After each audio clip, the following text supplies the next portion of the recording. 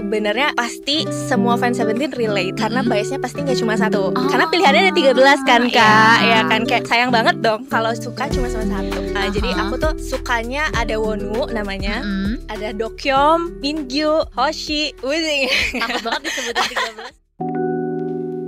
Hai teman KBR, selamat datang kembali di podcast Disko, diskusi psikologi dari KBR. Jangan lupa buat selalu jaga kesehatan mental ya, karena kamu sepenting itu. Balik lagi sama aku, psikolog klinis Mutiara Maharini atau biasa dipanggil Mahari. Kali ini kita bakal ngobrolin sesuatu yang mungkin banget sih pernah kamu alamin, tapi kamu gak tahu kalau ini tuh ada namanya, yaitu namanya adalah parasocial relationship, dimana kamu ngerasa kayak deket banget atau bahkan punya connection tersendiri sama bisa idol K-pop, bisa boy band favorit kamu, anak band, influencer, atau bahkan anime favorit kamu yang saking seringnya tiap hari kamu update sama informasi mereka. Kamu tuh tahu mereka tuh makanan favoritnya apa, gaya ngomongnya gimana, inside jokesnya mereka tuh seperti apa juga, dan bahkan kadang kamu ngerasa kayak kok dari cara dia ngomong dan isi omongannya kayak mereka ngerti banget ya sama keadaan aku, padahal kalian bahkan gak kenal. Nah, ini kadang-kadang punya stigma negatif tersendiri. Ada orang-orang yang nganggep, ih apaan sih, kok dia seakan-akan punya relationship sama orang yang bahkan dia gak tahu. Padahal mungkin buat kamu itu kayak sumber semangat kamu, itu adalah hal yang kamu tunggu-tunggu setiap harinya. Nah, hari ini kita bakal ngebahas sebenarnya punya idol atau punya bias itu tuh sehat atau enggak, dan kalaupun sehat sampai batasan mana sehat dan batasan mana gak sehat. Tapi tenang, aku gak sendiri, ada Farah Mahira. Hai Farah.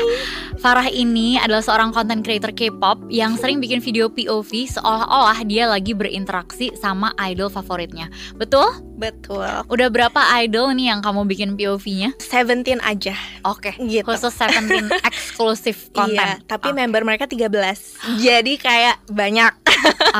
Oke, ketahuan, aku nggak tahu ya. Ternyata 17 membernya ada 13 dan Farah bikinin semua tuh POV-nya. Masih kamu pasti punya bias kamu sendiri? Punya. Siapa tuh? Aku sebenarnya pasti semua fans Seventeen relate karena biasnya pasti nggak cuma satu. Karena pilihannya ada 13 kan Kak, ya kan kayak sayang banget dong kalau suka cuma sama satu gitu. Iya benar, pilihan ganda aja A, B, C, D kita suka bingung kan, B atau D nih gitu. Ini tiada 13. Jadi aku tuh sukanya ada Wonwoo namanya, ada Dokyeom, Mingyu, Hoshi, Wuzing. Takut banget disebutin 13-nya nih. Ya itu sih intinya Wonwoo, DK, Mingyu gitu. Oke, itu top 3. Oke. Boleh cerita gak sih apa sih awal mulanya kamu suka sama K-pop? Mungkin specifically even 17. Dan apa yang bikin kamu tertarik banget sama mereka? Sebenarnya kalau fangirling sendiri ya Kak, aku tuh udah sebelum 17 tuh sebenarnya udah One Direction gitu. Tapi karena bubar ya, aku juga seperti kita tahu. Dan turut berduka cita juga ya. ya. Jadi aku kenal sama K-pop ini. Aku dikenalin sama temen aku. Pertama kali tuh aku lihat video lagu mereka yang Manse.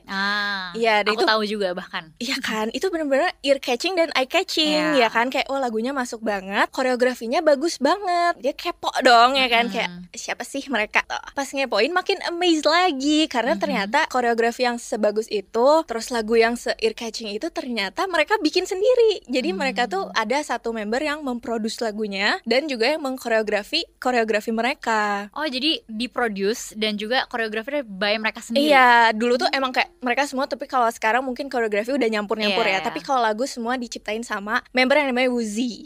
Gitu. Jadi kayak aku ini wow banget sih grup ini gitu. Apalagi mereka ber-13 gitu kan. Kayak si stage-nya tuh wow banget pasti gitu. Nah, akhirnya jadi sampai sekarang, sampai kayak dari 2015 sampai sekarang 2025. Jadi kayak aku udah 10 tahun gitu loh melihat perkembangan mereka gitu. Wow, itu kan mereka berkembang, kamu juga berkembang ya. Betul. Mereka growing up together. Iya, bisa dibilang sih gitu. Oke. Dan kamu akhirnya memutuskan dari semua hal yang bisa kamu bikin kontennya, kamu mikir kamu mau bikin konten tentang POV. Kamu lagi ngobrol sama mereka, sama 17. Iya. Nah, ini gimana kepikirannya? Karena unik banget loh. Sebenarnya sih aku tuh terinspirasi dari ini aja sih Kak. Kayak sebenarnya kan di TikTok tuh banyak ya kayak konten POV yang komedi skit gitu. Sebenarnya aku tuh memang suka aja gitu. Aku merasa kayak aku memang suka bercerita, aku suka membuat skit gitu. Jadi sebenarnya kadang idenya tuh muncul dari si skitnya dulu nih. Baru kayak member mana ya yang cocok aku masukin ke POV ini gitu. Jadi kayak sebenarnya fleksibel banget, dan sebenarnya aku suka tuh si story-nya itu. Jadi kayak create kontennya, terus kayak eksekusinya gitu. Iya. Ini aku jadi kebayang juga sih kenapa kamu suka sama Seventeen. Tadi kan karena mereka create sendiri lagu mereka dan juga koreo mereka. Dan kamu adalah orang yang suka juga meng-create. Makanya jadi, kayaknya langgeng resonate gitu ya. Dan ternyata dengan kamu suka mereka, kamu pun malah jadi makin banyak yang kamu create. Betul. Termasuk POV ini. Betul. Nice. Gimana reaksi orang-orang melihat konten-kontenmu? Sebenarnya aku pasti ada ekspektasi orang aneh ya kan ngelihatnya, karena let's be real itu memang cringe gitu loh ya kan, kontennya aku tahu gitu, aku sadar gitu loh. Jadi kayak aku berekspektasi orang akan ngapain sih nih orang gitu loh. Tapi ternyata kalau respon dari yang terdekat misalnya keluarga gitu ya, sebenarnya nggak ada respon yang spesifik, cuma karena no response itu jadi I take it as long as itu nggak buruk, aku nggak menyebarkan hal-hal yang buruk, ya it's fine gitu kan. Terus pasangan gitu ya, ini menurut aku mungkin orang kayak mikir kan, bertanya-tanya pasangannya gimana sih, kayak ini orang ceritanya jadi pacar ABC gitu kan. Nah sebenarnya kalau pasangan aku tuh dia tuh udah ngerti sih Kak gitu. Jadi kalau konten-konten itu memang cuma acting ya kurang lebih gitu. Maksudnya aku gak yang bener-bener gak mikir kayak aku gak sengaja ketemu Wonu terus nanti aku akan seperti ini terus kayak aku jadi kesemsem sendiri, enggak gitu loh. Karena kan memang caranya adalah aku meng-create dulu idenya, meng-create dulu ceritanya, baru aku acting eksekusi gitu kan. Dan itu tuh bener-bener fun banget buat aku gitu. Jadi bukan yang dipaksakan juga enggak, tapi itu bener aku suka aja gitu, actingnya apanya gitunya itu. Kamu memang suka berkarya seperti itu aja. Nah sebenarnya yang bikin aku kaget adalah respon dari temen-temen. Karena kan kadang kita suka kayak takut deh temen aku gimana gitu ya mikirnya gitu. Nah justru ternyata temen-temen aku tuh suka ada yang ngomong gitu kayak Far, temen aku kemarin ngelihat kamu di TikTok terus katanya lucu banget. Terus aku tuh senengnya karena apa yang mau aku deliver itu kena gitu. Karena kan aku emang pengennya menghibur ya gitu loh, bukan kayak memvalidasi orang yang halu gitu kan. Tapi kayak aku niatnya memang pengen menghibur, lucu gitu sih. Jadi aku kayak seneng sih so far ya, karena jadi ternyata respon positif. Iya betul, karena mungkin orang-orang juga ngerti ya kalau ini nggak halu beneran kok gitu. Tapi mungkin kalau dari perspektif yang bukan K-popers atau yang bukan nggak punya idola atau apa, mungkin akan aneh ya gitu. Cuma ya meluruskan aja nih guys, kalau itu nggak halu beneran ya. Yes, kamu kan ini ada di titik ini ya. Itu kan kamu basically ibaratnya udah aktualisasi diri sebagai fans K-pop, sebagai fans Seventeen gitu. Tapi kan awal mulanya pasti kamu ada sukanya dulu, kayak tadi di awal kamu cerita, kamu ngikutin kehidupan mereka dan lain-lain sampai akhirnya kamu membuat karya itu. Tapi boleh tahu gak sih prosesnya ketika kamu tiap hari ngikutin update mereka, terus mungkin bahkan kamu kayak nge-savein foto mereka atau bahkan mikirin gitu kan skit-skit sama mereka. Apa sih yang kamu rasain tiap kali kamu berinteraksi dengan paparan informasi tentang Seventeen? Sebenarnya itu berbeda seiring berjalannya waktu sih gitu. Karena kalau misalnya dulu kan aku masih 13 tahun ya kurang lebih waktu pertama kali kenal Seventeen. Pasti kan yang namanya orang ABG ya gitu, kayak ngelihat Seventeen kayak cakep-cakep banget, save foto-fotonya dan sebagainya gitu kan. Tapi semakin gede nggak segitu terus. Maksudnya nggak yang kayak intensitasnya udah nggak setinggi dulu juga. Betul, nggak yang kayak bener-bener aku harus pacaran sama Wonu, aku pantas kok dan ada kok jalannya gitu. Jadi kalau dulu ada halu-halunya. Pasti ada sih menurut aku. Setiap kayak yang punya idola pasti pernah mikir kayak at least bisa kenal gitu ya kan, kayak tapi makin atau bisa ketemu aja gitu kan ya. Tapi kalau sekarang kan realistis aja yang nggak bisa nggak ada kesempatan itu gitu. Jadi ya sekarang aku lebih ke hiburan aja, bener-bener kayak entertaining banget gitu. Jadi yang kamu rasain ketika let's say kamu habis kerja terus atau kamu habis berkegiatan dan kamu pulang terus kamu lihat HP kamu gitu ya, ngeliatin update-update dari mereka, yang kamu rasain apa? Lebih ke aja gitu loh. Kalau sekarang yang kayak misalnya ngelihat kan Twitter pasti lewat ya, kayak Mingyu lagi ke Cina gitu misalnya, terus kayak oh iya dia lagi ke Cina gitu loh. Nggak yang sampai kayak lagi ke Cina ngapain ya, kayak bener-bener aku tuh harus tahu banget semuanya gitu. Tapi kayak lebih ke ya udah yang let it flow aja sih gitu, nggak bener-bener aku harus tahu semuanya gitu. Iya. Oke, jadi ya seiring dengan berjalannya waktu kamu makin dewasa, makin bisa membedakan mana yang realita, mana yang halusinasi ya, dunia yang fantasi aja gitu. Oke, itu by the way tanda yang sehat ya. Jadi salah satu hal yang kurang sehat adalah ketika mungkin kamu yang di usia 13 tahun itu yang emang merasa dan bahkan mungkin punya keyakinan bahwa misalnya aku bakal nikah sama dia. Nah, kalau misalnya kamu tidak mendewasa dengan baik, emosi kamu tuh masih di situ-situ aja, masih di usia 13 tahun aja, padahal kamu udah berusia berapa sekarang? 24 tahun, which is 11 tahun kemudian, tapi kamu masih berpikir kayak gitu. Nah, itu berarti kan ada sesuatu yang kurang sehat nih, karena kita nggak bisa bedain mana yang realita, mana yang bukan. Betul. Ya ada sih kemungkinannya, tapi kan kecil banget gitu. Jadi kayaknya kita jangan menggantungkan seluruh cita-cita dan harapan kita pada hal tersebut. Betul. Nah, oke. Kalau misalnya tadi kamu udah cerita tentang mereka membuat kamu merasa ya tadi ya kreatif dan lain-lain. Ketika kamu berpakaian, berperilaku, atau mungkin mengambil keputusan, menurut kamu ada nggak pengaruh mereka terhadap hidup kamu? Kalau untuk kayak sehari-hari lifestyle aku sih sebenarnya nggak ada ya, karena aku tuh merasa untuk sekarang sih aku mempunyai kehidupan sendiri gitu yang kayak memang aku Farah gitu loh. Nggak yang kayak aku suka main game karena Wonu suka main game gitu. Jadi kayak nggak memaksakan apa yang mereka suka aku harus suka juga gitu. Apa yang mereka gunakan aku harus gunakan juga, enggak gitu. Gitu sih, karena aku merasa ya kehidupan kita nggak melulu ada merekanya gitu. Jadi harus ada batas itu sih menurut aku gitu, biar bisa membedakan juga gitu. Oke, jadi ini buat teman-teman di luar sana yang menstigma ya K-popers gitu, seakan-akan mereka no life gitu kan. Sebenarnya mereka punya kok life, dan bahkan mereka membuat keputusan mereka sendiri, nggak melulu tentang apa yang idol mereka lakuin terus mereka ikutin juga. Bener. Oke, nice. Dengarkan itu ya, jangan langsung cepat-cepat ngejudge. Betul. Tapi sejujur-jujurnya ya, kamu pernah gak ada di posisi ngerasa kayak aduh kayaknya aku udah mulai too much deh ngestoknya, atau too much nontoninnya, atau bahkan misal dulu pas sekolah gitu ya, sampai ngeganggu belajar kamu, atau ngeganggu keseharian kamu, atau bahkan bikin kamu misalnya kayak ditembak cowok, terus aku gak mau deh soalnya aku pacaran sama idol aku kamu bukan gitu. Wonu. Iya, kayak ada gak momen-momen kayak gitu? Aku personally enggak sih gitu, karena mungkin memang pada dasarnya aku butuhnya hiburan ya Kak. Jadi kayak segimana aku pengen pacaran sama Wonu dulu gitu ya, tapi kayak kalau dunia asli kayak dulu aku sekolah ya aku belajar tetap gitu, enggak sampai kayak aku mengeluarkan waktu berjam-jam buat mereka atau kayak gimana berinteraksi dan sebagainya, enggak sih. Jadi alhamdulillah juga ya, maksudnya kayak so far gak pernah mengganggu kehidupan asli aku gitu. Tapi gimana cara kamu ngebagi waktu kamu dan mungkin ngebagi energi kamu gitu ya, biar nggak semuanya tersedot ke situ?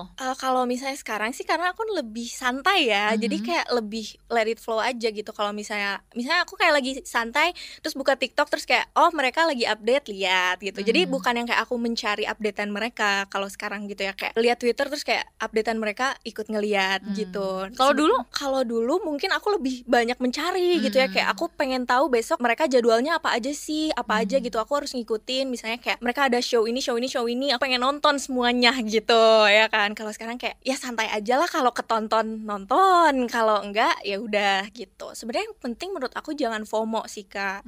Itu mungkin yang bisa bikin orang tuh jadinya terlalu engage gitu, karena takut banget kalau nggak tahu update Seventeen gitu loh, kayak aku nggak bisa banget kalau nggak tahu, aku harus tahu gitu kan. Jadinya mau nggak mau kita terus-terusan buka gitu. Nah itu mungkin akan mengganggu banget untuk kehidupan sehari-hari gitu. Ini menarik karena sebenarnya salah satu ciri-ciri kalau kita udah menyukai sesuatu, punya parasocial relationship yang udah nggak sehat, adalah ketika kita jadi lebih memprioritaskan relationship itu dibandingkan kehidupan kita yang sebenarnya. Jadi ibaratnya kita diajakin teman pergi, kita bilang kayak nggak mau, soalnya kita mau fangirling aja tuh berjam-jam. Nah itu udah jadi indikator ya. Jadi kalau misalnya teman-teman ada yang nonton ini dan ngerasa aduh aku kadang suka gitu lagi, kayak diajakin pergi atau bahkan harusnya waktu sama keluarga, tapi aku merasa aku perlu banget buat fangirling dan aku nggak boleh ketinggalan satu informasi pun. Nah itu mungkin udah mulai too much ya. Betul. Bisa dikurang-kurangin dulu dengan coba detox beberapa hari. Lihat bahwa sebenarnya kita bisa hidup kok tanpa tahu setiap update setiap detiknya dari mereka. Dan sebenarnya kalau ngomongin parasocial relationship ini bukan cuman, kalau cewek-cewek kan identik dengan K-popnya ya. Kayak cowok-cowok sebenarnya sama aja sih dengan sepak bolanya mereka. Betul. Harus selalu tahu timnya main kapan, terus pemain bolanya siapa nih yang baru transfer, siapa yang baru keluar, penawarannya berapa, mereka akan ke negara apa gitu ya. Jadi ini bukan thing yang dialami perempuan aja ya. Betul, aku juga sebenarnya pernah baca itu Kak waktu kuliah. Jadi aku sebenarnya HI nih, tapi pernah ada topik tentang fans tuh gimana sih komunitas fans gitu. Jadi sebenarnya semua bisa asal punya idola kan intinya, mau pemain bola, mau artis, influencer dan sebagainya. Atau gitu. bahkan agama, tokoh agama atau tokoh politik sama sih. Iya, karena intinya mereka-mereka ini memang at the end memberikan rasa-rasa yang kita nggak punya setiap hari, gitu kan. Apalagi misalnya aku sama sahabat aku pun gitu, misalnya aku misalnya lagi sedih, terus misalnya aku mau curhat tapi dia keberadaannya nggak ada, itu kan pasti terjadi ya di kehidupan nyata. Tapi kalau misalnya dengan idola itu nggak akan terjadi karena mereka selalu ada, ya kan. Dan gampang banget kita ngaksesnya, kayak sedih, deh dengerin deh lagunya, happy lagi. Dan mereka itu quote unquote perfect, tidak akan mengecewakan. Iya. Nah itu yang menurut aku bisa banget jadi kayak kunci dari parasocial relationship itu, gitu. Jadi kita harus sadar gitu. Kalau sadar link gitu ya, bahwa mereka ini sebenarnya manusia satu. Betul. Yang mereka tunjukin emang yang bagus-bagusnya aja. Kalau yang jelek-jeleknya mungkin nanti mereka udah gak jadi artis lagi ya kan. Gitu, betul. Dan yang penting adalah kita perlu sadar akan seberapa banyak waktu dan energi kita yang kita habiskan untuk mereka. Apakah ini masih sehat atau sudah mengganggu aktivitas sehari-hari. Lalu juga jangan sampai kehidupan nyata kita tinggalkan. Betul. Untuk kehidupan fantasi ini. Iya, itu bahaya banget. Oke. Lalu aku pengen tahu juga, ini tadi kita ngomongin bahayanya ya. Kalau positifnya bagi kamu apa? Karena sebenarnya waktu kamu mulai suka kan 13 tahun. SMP ya. Nah, SMP, SMA sebenarnya umur-umur dari 12 tahun sampai ke 20 lah gitu. Itu adalah usia-usia dimana kita forming our identity. Kita menemukan kita tuh siapa. Dan menurutku makanya wajar banget ketika kamu masih usia belasan, apa-apa tuh ngikut aja. Oh idol lakuin ini, ikutin juga. Oh idol sukanya ini. Oh idol punya merch ini, pengen beli gitu kan. Karena kita masih mencari sebenarnya kita tuh siapa, sukanya apa, dan value-value yang kita pegang tuh apa. Jadi seiring dengan berjalannya waktu kan kamu menemukan tuh identitas kamu. Dan akhirnya kamu jadi nggak terlalu bergantung sama keputusan-keputusan atau influence yang mereka kasih. Betul. Tapi menurut kamu in your forming years of your identity ya, dalam membangun identitas kamu, bagaimana mereka berdampak positif ke kamu sendiri? Kalau dampak positif menurut aku mereka cukup besar sih impactnya ke aku, karena aku kenalnya memang dari kecil ya. Jadi aku tuh waktu pertama kali kenal sama Seventeen, aku tuh nggak tahu kenapa punya keberanian untuk bikin bisnis jualan album, Kak. Jadi di situ aku menemukan aku passion nih jualan gitu. Dan itu bener-bener aku dari yang nggak tahu apa-apa, pertama kali nyemplung, terus kayak yang pertama beli ya paling 1-2 album, sampai satu titik aku pernah jualan sampai 100-200 album di tahun itu. Kayak itu susah banget ya kan. Tapi kayak ternyata aku menemukan passion aku nih di sini jualan gitu kan. Terus berlanjut juga waktu kuliah, itu kan COVID tuh. Terus lagi hits banget photocard. Nah, aku cimplung juga di situ. Aku jualan juga di situ. Jadi aku kayak jualnya Seventeen juga. Jadi album Seventeen, terus photocard juga Seventeen gitu. Jadi emang relate-nya ke mereka gitu kan. Terus itu lumayan banget sih menambah uang jajan gitu kan, dan juga ilmu ya. Terus sampai sekarang sebenarnya konten juga, awal mula konten aku Seventeen juga gitu. Jadi kayak emang pas awal banget pertama kali aku konten tuh tentang Seventeen dan rame. Jadi aku merasa kayak seru banget gitu. Ternyata lanjut sampai sekarang gitu. Aku pertama kali konten tuh 2020 sebenarnya. Gitu. Cuma sempat enggak. Terus sekarang baru serius lah gitu sebagai konten kreator gitu ya. Gitu sih. Jadi menurut aku memang impactnya ada banget lah sebenarnya di selama aku berkembang itu, dan positif banget sih. Karena mereka menginspirasi kamu buat berani berkarya, seperti mereka berani berkarya. Betul. Dan cobain aja gitu. Kayak ini cobain aja, nggak tahu juga, cobain deh gitu. Bener-bener. Dan tadi kamu sempat cerita juga kayak ternyata responnya positif banget. Kamu ngerasa kamu mungkin punya relasi-relasi atau punya komunitas-komunitas tertentu yang kamu dapetin karena kamu suka Seventeen kah? Ada juga. Aku kayak jadi ketemu sama sesama fans gitu kan. Terus ternyata kayak seru banget. Jadi sebenarnya aku tuh pemalu banget, Kak. Dan teman aku tuh mungkin di bawah 10 gitu loh. Jadi dengan ketemu Seventeen aku ketemu teman-teman di sini juga gitu kan. Kayak seru banget sih gitu, komunitas fans itu yang sehat gitu ya, maksudnya nggak yang kayak negatif. As long as itu nggak negatif, itu akan seru banget menjadi seorang fans gitu. Ini sesuai juga loh sama research yang dilakuin, ngeliatin orang-orang yang ngefans sama sesuatu gitu ya, especially di usia-usia masih teenage. Itu tuh membangkitkan rasa percaya diri. Itu kan tadi kamu jadi berani untuk ngelakuin sesuatu yang kamu sebelumnya gak berani. Dan juga untuk banyak orang ketika kita lonely dan tadi gak ada orang yang bisa kita reach out, mungkin dalam waktu yang singkat kita bisa come back to them. Betul. Dan itu bisa bikin kita happy. Tapi lagi-lagi jangan sampai to an extreme gitu ya, karena kita lonely akhirnya kita bergantung sepenuhnya sama mereka. Tapi di kala-kala kita membutuhkan, enak gitu ya. Betul, ada sesuatu yang kita bisa always come back to. Betul. Dan menurutku juga ketika kita suka sama sesuatu, itu idol, tim, atau band, apapun itu juga membuat kita punya kebahagiaan-kebahagiaan kecil yang baru. Betul. Sesederhana misal kita lagi pergi ke suatu tempat, lalu lagunya di play, tuh kita kayak bisa happy banget. Bener. Atau mungkin tiba-tiba kita lagi di jalanan, terus kita lihat kayak mobil ada stiker Seventeen, kita ngerasa connected. Betul. Jadi kita semakin ngerasa belong sama komunitasnya dan juga dengan diri kita sendiri juga sih. Betul. Mungkin juga yang nanti nonton ini kayak Seventeen dibahas gitu, mungkin bakal jadi pengen nonton gitu kan. Bener gitu. Jadi yang paling penting adalah gimana caranya biar tetap punya batasan yang sehat aja. Karena other than that, dari dampak-dampak negatifnya, contohnya kan misalnya kita jadi makin mengisolasi diri kita, atau misalnya kita menghabiskan uang secara tidak bertanggung jawab. Itu banyak. Itu selain dampak-dampak negatifnya, sebenarnya banyak dampak. Betul asalkan banget. Punya batasan yang sehat. Kalau gitu terakhir banget aku mau nanya sama kamu. Sekarang kan media sosial juga digunakan fans untuk cari informasi dan berjejaring ya. Kamu ada tips nggak kira-kira untuk teman-teman supaya bisa bikin konten-konten seru dan menginfluence banyak teman-teman K-pop lainnya supaya lebih wise dalam menggunakan social media? Kalau misalnya dari sisi sebagai kreator gitu ya, sebenarnya aku tuh sangat hati-hati Kak untuk ngonten, karena aku pastinya membawa nama Seventeen dong. Jadi kalau misalnya aku memberikan info yang salah, atau aku malah kayak sengajanya reviews gitu ya, kayak kontennya ya udah sengaja aja nge-review apa deh, rumor-rumor aku up deh apa gitu, itu kan yang kena Seventeennya ya, karena aku nggak bisa kontrol siapa yang bisa lihat konten aku.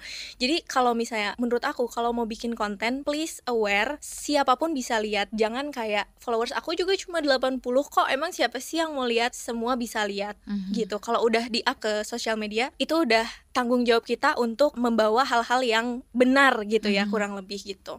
Kalau sebagai pengguna juga harus riset dulu ya Kak, kayak misalnya jangan tiba-tiba aku ngomong aku mantan Mingyu loh guys, terus kayak kalian percaya walaupun sangat meyakinkan gitu kan.